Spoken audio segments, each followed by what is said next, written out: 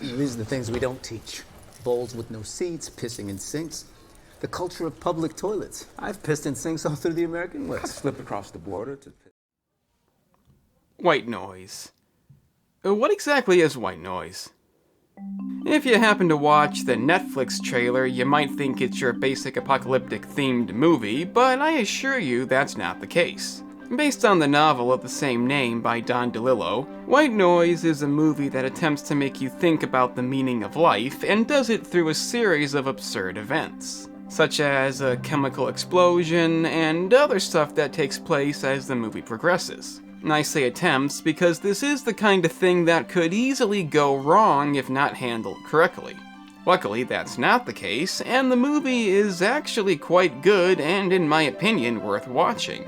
It stars Adam Driver in the leading role, the same guy who will hopefully give us a good dinosaur movie that isn't Jurassic Park, and music by Danny Elfman, who, if you don't know by now, I'm quite a big fan of. Set in the 1980s, the film follows Jack Gladney and his family before, during, and after the events of the aforementioned chemical explosion, along with a lot of other crazy shit that goes down, and a set of characters that do a great job fitting in with the movie's tone and the message it's trying to relay. You may have guessed by now, I'm quite fond of it, but that doesn't mean you will be too. So let's take a look at White Noise, and see if I've incidentally made a big deal about nothing.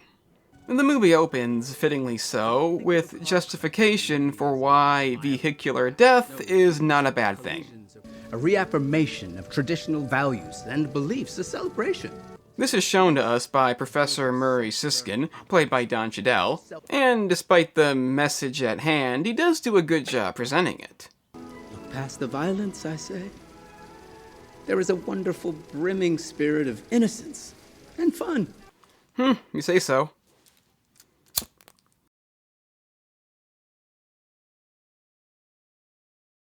We then meet family man Jack Gladney, who has founded the Hitler Studies, a field he is quite enthused about. I realized it was 1968 I started the Hitler Studies program. I've witnessed this event now for 16 years. What I like about this scene is that it intelligently shows off the personalities and unique traits of the family, comprised of 4 kids throughout 4 marriages. I thought Corolla was a car. Everything's a car. I was thinking yogurt and wheat germ. Have we heard that before? The bad thing is if she keeps buying it, stuff to eat it just to get rid of it. We love her habits. Most fires in buildings start because of faulty wiring. It's a phrase you can't hang around for long. Despite this, the only kid to really do a lot in the movie is Denise, played by Raffey Cassidy, who also happens to be the only one exclusively on the mother's side. She notices Babbitt, played by Greta Gerwig, isn't acting normal, as at this point the audience has likely noticed, and upon digging through the trash, finds a prescription bottle of Dylar, a drug she doesn't recognize. We'll get back to that later on, as for now, the two have a conversation about death, and the concept of wanting to die first when the kids are gone. Right now we're safe. As long as the children are here, they need us. It's great having these kids around, but once they get big and scatters, I want to go first. It's a sad, realistic fact that in the end, somebody is going to be alone, and without even hitting the 10-minute mark, we've been given enough incentive to keep watching. A theme, unique characters, a plot. It's a sign that this movie knows what it's doing. We learn that Jack, despite founding the Hitler Studies, does not actually speak German and is secretly taking lessons. We then get our first scene in the supermarket, which, as you may know, will appear in this quite often. Either I chew gum with sugar and artificial coloring, or I chew sugarless gum that's harmful to rats. It's up to you. Don't chew at all, you ever think of that? Denise. Steffi, played by May Nivola, tells Jack that Megan is trying to find out the side effects of the drug Babette's taking. Denise later tells him Dylar doesn't seem to even exist, but Jack doesn't think it's a big deal. I don't know, but she went right instead of left at the stop sign. Maybe she took the scenic route. That's left too. Come on, hurry up. Plane crash footage. Death? And violence? That'll easily take my mind off this serious situation. It's a good thing I'm the mature kid. Let's watch a sitcom or something. No!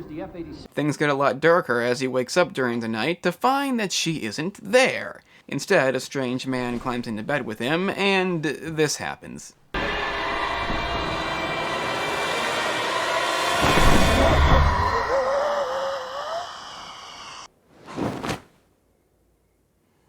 Yeah, it's obviously a dream, but it's a nice transition. Murray asks Jack to help him develop the Elvis studies, similar to the Hitler studies, which isn't really that important to the plot, but I feel it's something that needs to be mentioned. Elvis confided in Gladys. He brought his girlfriends around to meet her. Hitler wrote a poem to his mother. He took piano lessons. And then again, it does lead to a great scene nonetheless, a scene that transitions into the accident that causes the aforementioned chemical explosion. And yes, I am aware of the fact that this is all too relevant, as a shockingly similar accident has just taken place at the time of writing. That was not my intention, I did not plan that, I would not have done that, but since my opinion on the movie is mostly positive, I saw no reason to reschedule it. The scene at hand following the explosion is again real good, as Heinrich, played by May Nivola, tells Jack this is probably not a good thing, but as expected he proceeds to state that it's just fine. It won't come this way. How do you know? It just won't. The point is you shouldn't be standing on slippery ledges. It worries Baba. I also like how Heinrich continuously changes the name of the event and the side effects based on updates, and this in turn has an effect on them. It's a nice touch. Denise, honey, are you okay? She's showing outdated symptoms. They do eventually have to evacuate, despite Jack's best efforts not to, going as far as to ignore the siren, leading into a scene that effectively shows off the different ways you might handle the situation, such as a positive or a negative outlook. They don't look scared in the Crown Victoria. Yeah, they're laughing. These guys aren't laughing. Where? In the country square. They look devastated. The concept of who you should really trust in a situation like this. Asked to stay indoors. Why would they say that? So if you We were are told to inside, leave. you should remain there. And finally, what not to do. They're passing us, Dad. Technically, that's illegal. Positively shocking. Upon viewing the accident, Jack notices Babette taking what he assumes is Dylar, but she denies it, saying it was just a lifesaver. They eventually have to stop at a gas station, in which Jack exposes himself to the toxic cloud. And then, upon being quarantined, he learns that this could possibly lead to his death in 15 years. What will we know in 15 years? If you're still alive at that time, we'll know much more than we know now. This definitely builds on the whole death aspect of the movie, but luckily Murray's there too, and gives him a tiny German-made pistol, which has absolutely nothing to do with the problem at hand, but hey, German-made. Made in Germany. You know the Germans always make good stuff. Eventually, a bunch of families attempt to leave the camp, resulting in a chaotic scene, and yes, that's pretty damn funny.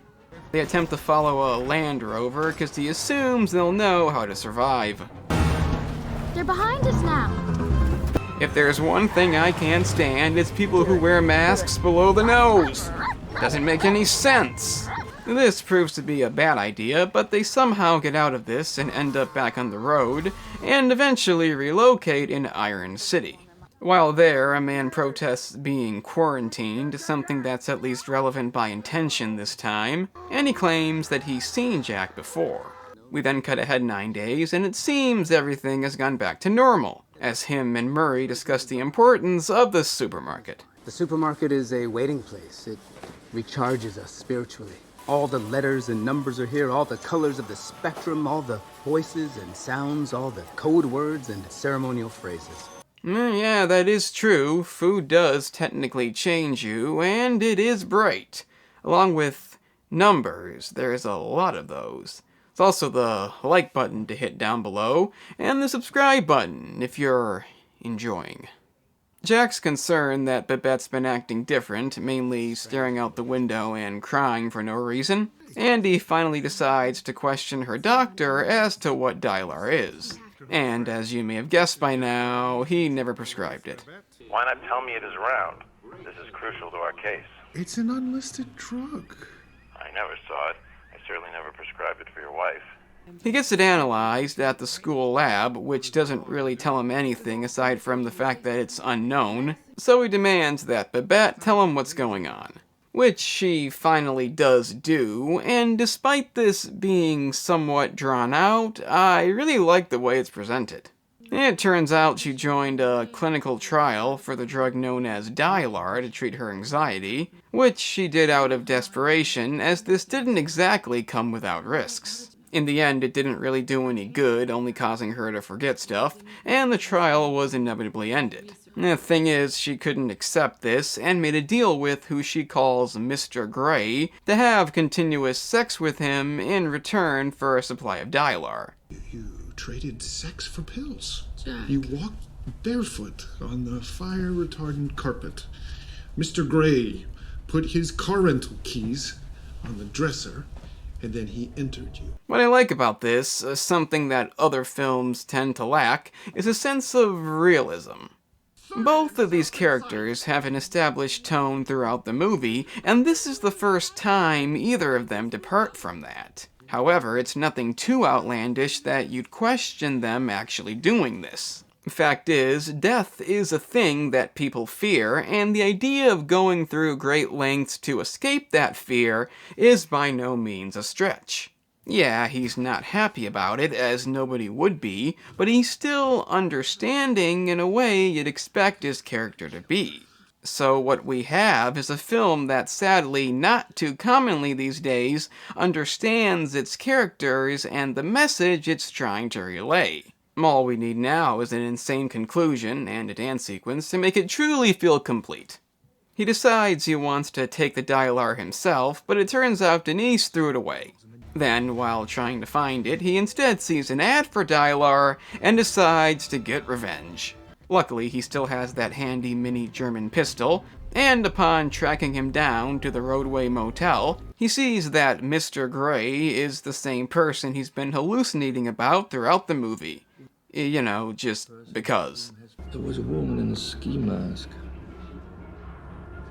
but her name escapes me at the moment. American sex. So we have some weird imagery, some crazy shit takes place, and... I'll be back with an answer in a minute. He goes through with it, while on the toilet. Fitting, I guess. He shoots him a second time, then tries to make it look like a suicide, which isn't the way most suicides go, especially because the two shots didn't kill him. That may be problematic. Babette then shows up because she assumed he'd be there, and Mr. Gray shoots them both with his last bullet. You've been shot! So have you. It's nothing fatal, though, and he manages to convince Mr. Gray that he did all the shooting, so no harm done. They take him to a church hospital run by German atheist nuns, who incidentally only have 2 stretchers. Inflated, adjusted, real income. Well, I can't say I expected to see that, even with this movie.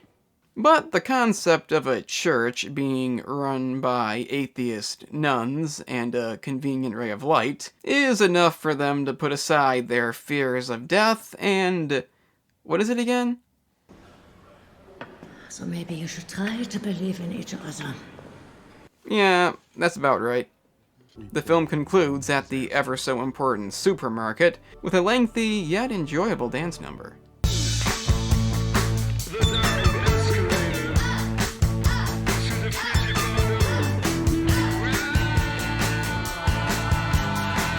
Oh no, I'm not kidding, that's what this ends on, and all I can say is, it's fucking amazing. The music and dance choreography fits the movie's tone perfectly, and despite being somewhat long, it's kind of hard to look away from it.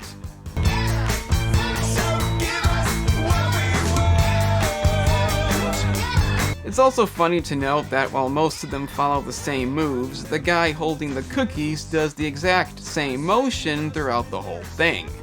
I just love that kind of detail. Combine that with the rest of the soundtrack that Danny Elfman nailed, and you have a perfect way to end a pretty damn good movie. So that was White Noise, and unless you expected something completely different, like I did, there's not really much to complain about. Like I've been saying, this movie knows what it is and knows how to relay its message. The concept is simple, but the way the movie goes about it with a mix of comedy, insanity, and despair is something I can really appreciate if done correctly. I'm obviously quite fond of these kinds of movies, but it's very easy for them to go off the rails and completely miss the whole point just for the sake of stuff happening. Luckily, that's not the case here, as the overall plot is established quite early on and is slowly built on as the film progresses. The toxic event, oddly enough, isn't the main part of the movie, but it does have an effect on everything as something like that should. The film has a genuine feel to it despite all the crazy shit that's taking place, and it helps that all the characters, despite some not being as developed, all have their own unique personalities, which again are established very early on. Not to mention the acting throughout is consistently good.